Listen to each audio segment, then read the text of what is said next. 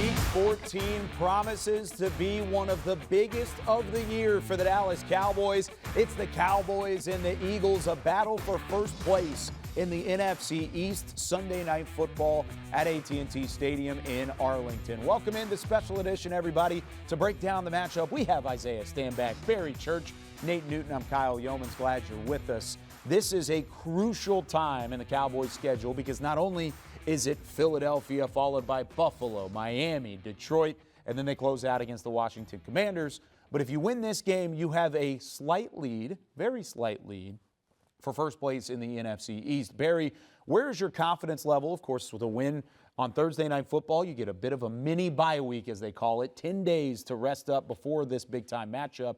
Where's your confidence level right now? Well, my confidence level in this Cowboys team is pretty high right now. When you look at it, your offense is hitting on all cylinders. Your quarterback is playing like an MVP candidate out there. And even though your defense gave up a lot of points to Seattle and they passed the ball all over your defense, I still feel as though they're a top 5 defense overall in the National Football League, and that's something you can win with. Yeah, I feel pretty high as well, simply because of the fact that your defense is still continuing to make plays. The pass rush is still dangerous. You're still forcing turnovers. Offensively, you're protecting the ball. You're not turning the ball over, and you proved against Seattle that you can win in the shootout.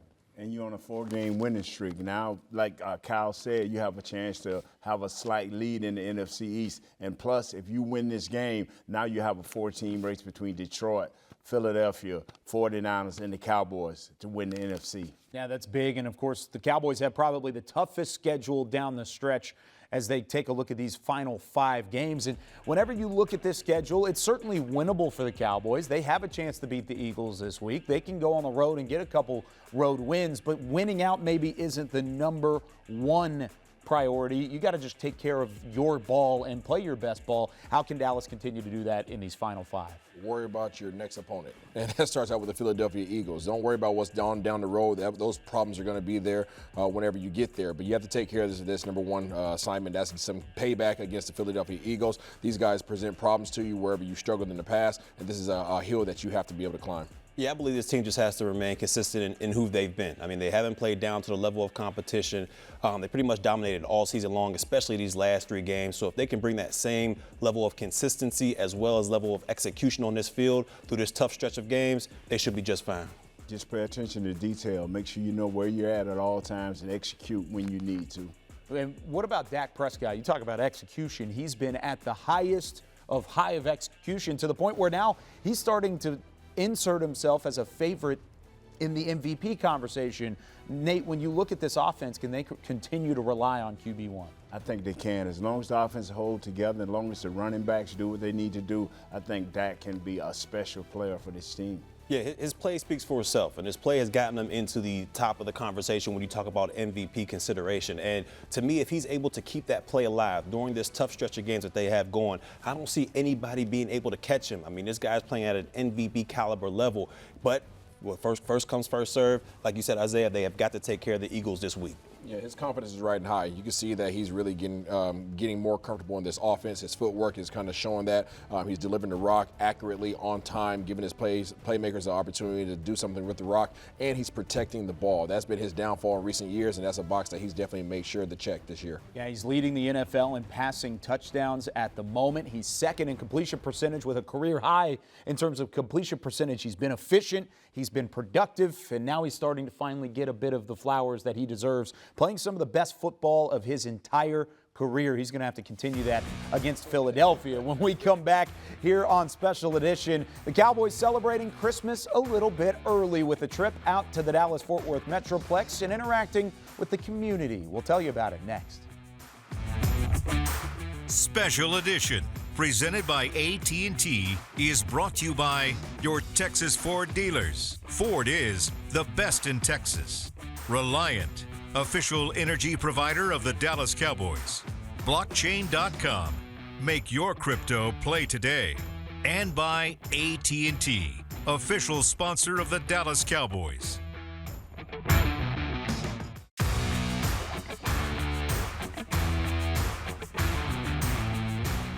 This segment is brought to you by the NFL Fan of the Year, presented by Captain Morgan. The Cowboys have been in the Christmas spirit for quite some time, whether it's the Christmas extravaganza at the Star, it's the Salvation Army kettles on the sideline at AT&T Stadium, or an opportunity for Cowboys players and coaches to spread some Christmas joy. It continues to feel like the holiday season around the Star in Frisco. With more on some of that Christmas joy and spreading cheer amongst the Dallas-Fort Worth Metroplex, here's Nicole Hutchison. There? That work? Anything else? You sure? Maybe my shoe. There you go. I was about to say the shoe. I was going to say it.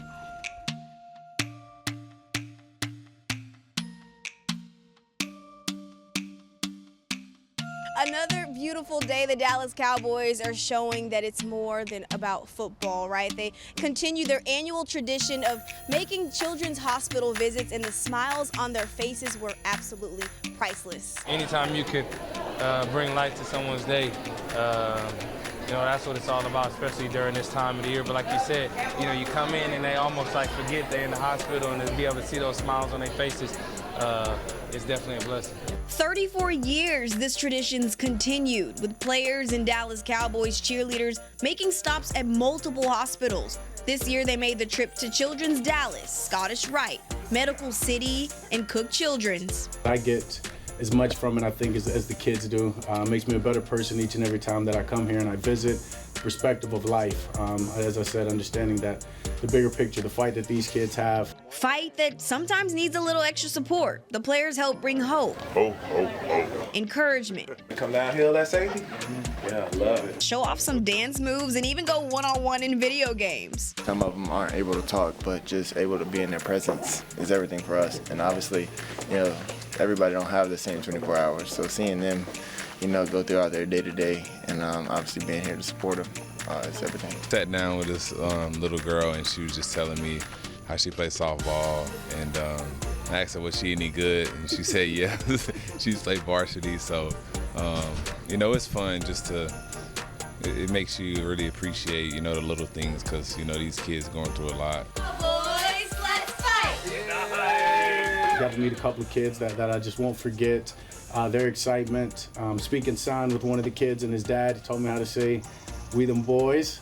So it was a lot of great moments today.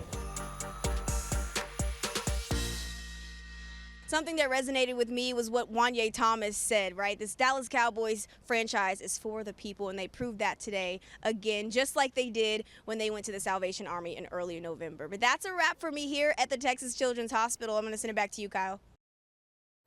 Thank you very much, Nicole. So many smiles shared amongst the Cowboys cheerleaders, and everybody involved in a day like that. The Christmas cheer continues to grow in the Dallas-Fort Worth Metroplex. When we come back here on Special Edition, we go back to the football field. How can the Cowboys spoil Jalen Hurts and their lead in the NFC East? Can the Cowboys even things up in the division when we come back? This segment was brought to you by the NFL Fan of the Year, presented by Captain Morgan.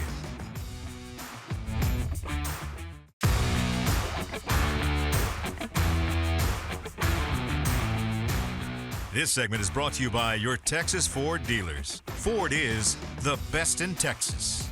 It's always one of the biggest games in football, if not the biggest. You know, the intensity is always high, the emotion's high, everyone wants to win. You know, it's a brawl. It's always one where you got to get the ice bags ready.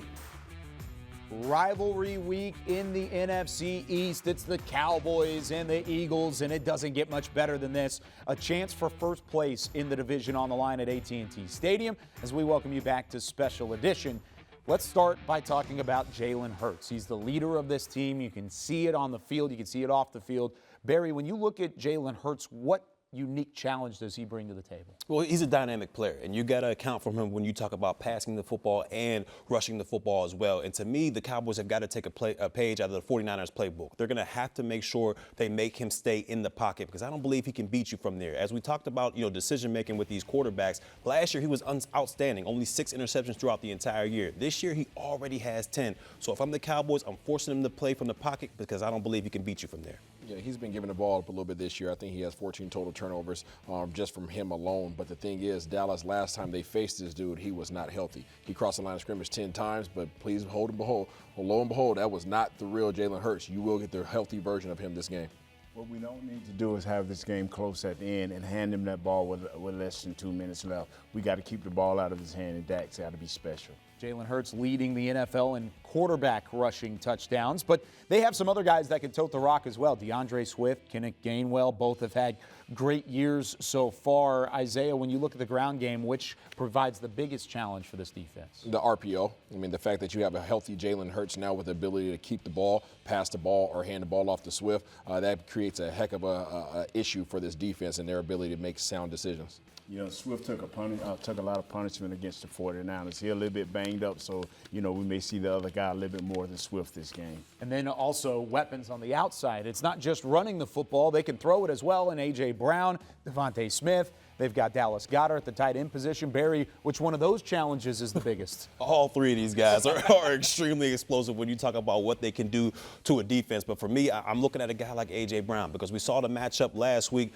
against DK Metcalf, a bigger body receiver that can run, can cause problems for your secondary out there. So to me, I think Dan Quinn has a problem to solve. Do you travel Gilly with this guy, or do you let it play out like they did earlier in the first half of last week's game? This is going to be a tough contest for the secondary overall. I think it's going to be a tough contest, but so the heck what? Get up there and put your hands on these guys at the line of scrimmage. The reason why DK Metcalf went off last week is because you didn't put your hands on him.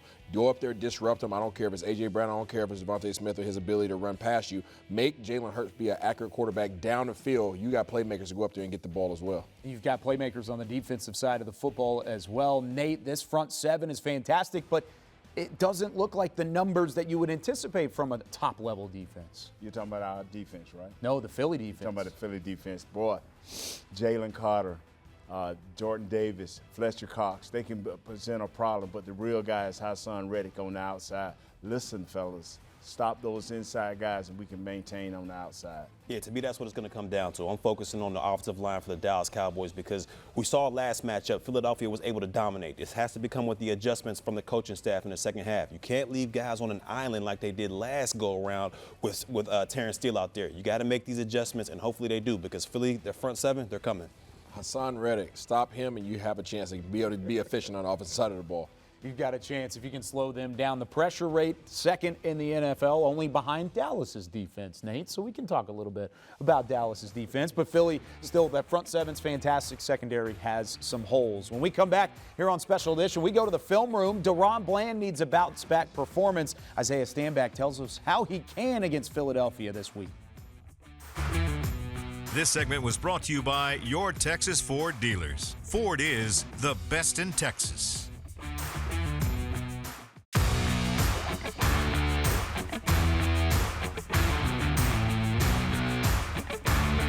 It's time to hit the film room here in Special Edition. No one better to take you through the film than Isaiah Stanback, our resident Super Bowl champion, taking a look at Daron Bland this week. I know a lot of eyes were on Daron. Not only did he break the NFL record for pick sixes in a season on Thanksgiving, but he allowed some big receptions against Seattle 1 week later. So now it's a chance to bounce back for Daron. How do you get a bounce-back performance from one of the better DBs in football this season after having such a rough first half? Yeah, I mean, well, he went against DK Metcalf, one of the league's best, biggest, physical, best receivers in the league, honestly. And he had a rough day. Everybody's entitled to that. But in order to address the rough day, you got to look at the rough day. So we're going to take it to the film room real quick. All right, key thing here is I want you guys to notice everybody's playing quarters coverage, okay? Cover 4. This is everybody's responsibilities. And I want you guys to pay attention to where Daron Bland's eyes are. He is looking clear through to the quarterback, Geno Smith, okay? And what he's looking for is he's trying to go and do a process of elimination based upon the drop back of the quarterback. So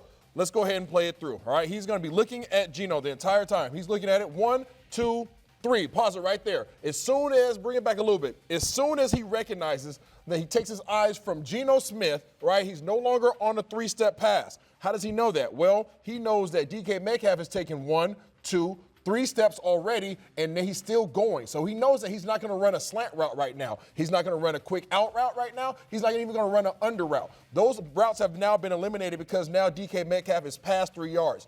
Being that he's past 3 yards, his mind automatically goes to DK Metcalf possibly running a go route. How do I know that? Well, look at the hips of Mr. Daron Bland. Daron Bland is starting to open his hips where? To the sideline. And when you open your hips to the sideline, he is anticipating DK doing what? Blowing by him. As soon as he opens up his hips, 5-step post route comes right off him.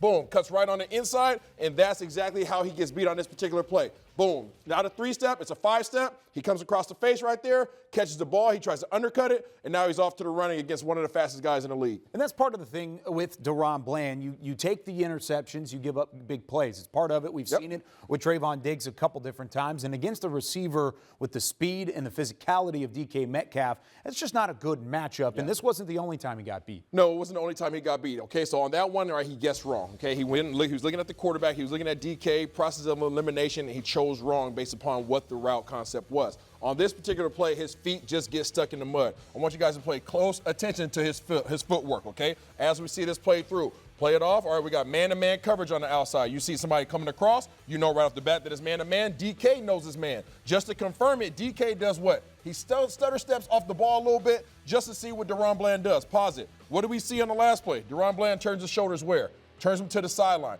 As soon as he turns his shoulders to the sideline, DK is just slowly just creeping. I'm stutter stepping off. And what we call it, play it through a little bit, when we're even, pause it right now. Look at Daron Bland's feet, okay? Right there. His feet are together. He's pretty much even with DK Metcalf. And in the league, we say when we're even, we're leaving. I'm faster than you are. I'm half a step in front of you. Now I'm just going to put my burners on and blow past you, run a nice little go route. And that is what beat him on this particular one. His feet were in the mud, in the sand, in quicksand, whatever you want to call it, right? But as soon as you realize that I'm a faster receiver than you are a DB, and your feet are stuck in the ground, and we're in close proximity, I'm now going to utilize my assets to blow by you. And DK Metcalf did break the single-season speed record with one of these plays in the game against the Cowboys. But it's not always about the separation from a sideline and from a big play. It's in the red zone, too, that Daron Bland's been good this year. Why was he not so good in this one? It really goes back to what we just talked about in terms of his footwork, okay? So as we see it here, okay, you guys see his footwork, okay? He's nice, got a sound base, okay? But where's his eyes at? We know right off the bat it's man-to-man. He's looking right at DK, but he's also looking straight through Geno Smith. The Seattle Seahawks knew this as well, so what do? They scheme it up. They take the running back. They're going to bring him out here in the flat route. What does that do? That takes the responsibility of the man that has that running back and brings him out, okay? He's going to hold here with the quarterback, and what does that end up vacating? It vacates a big hole right here for a slant route. Now, look at the leverage. Where's the leverage of Daron Bland? He is on the outside of DK Metcalf, which means that DK Metcalf has an unimpeded route where? Right here on the slant route. So let's see it play through.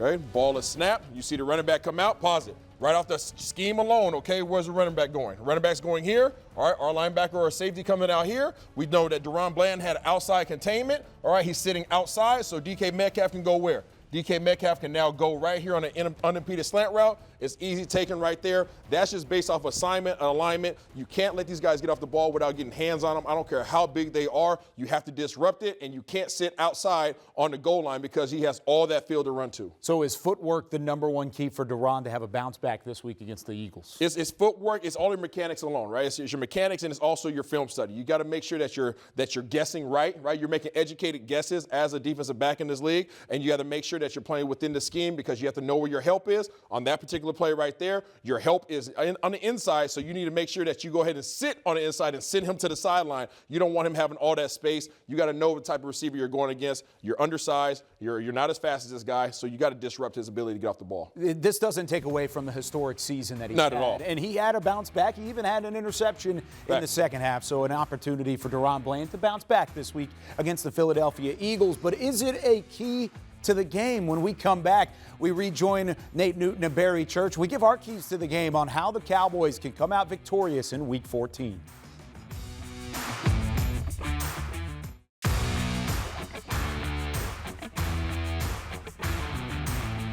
Special Edition, presented by AT&T, was brought to you by your Texas Ford dealers. Ford is the best in Texas. Miller Lite, the only beer of the Dallas Cowboys. And by AT&T, official sponsor of the Dallas Cowboys. Final segment of Special Edition. It's time to give our keys to the game. Isaiah, I'll let you start us off. Make Hassan Reddick hate life in this game. Chip him all day long. Force Hurts to beat you from the pocket. I don't think he can do it. Them two big guys in the middle along with Fletcher Cox, stretch him out. Run some zone outside plays. Cowboys, Eagles, Sunday Night Football. Nate, what's your prediction? It's going to be by one. It's going to be bloody. It's going to be ugly, but it's going to be by one. Go Cowboys! There you have it. For Nate Newton, Barry Church, Isaiah Stanback, I'm Kyle Yeomans. Catch us on Cowboys Pregame Live. We get underway 6 p.m. on Sunday.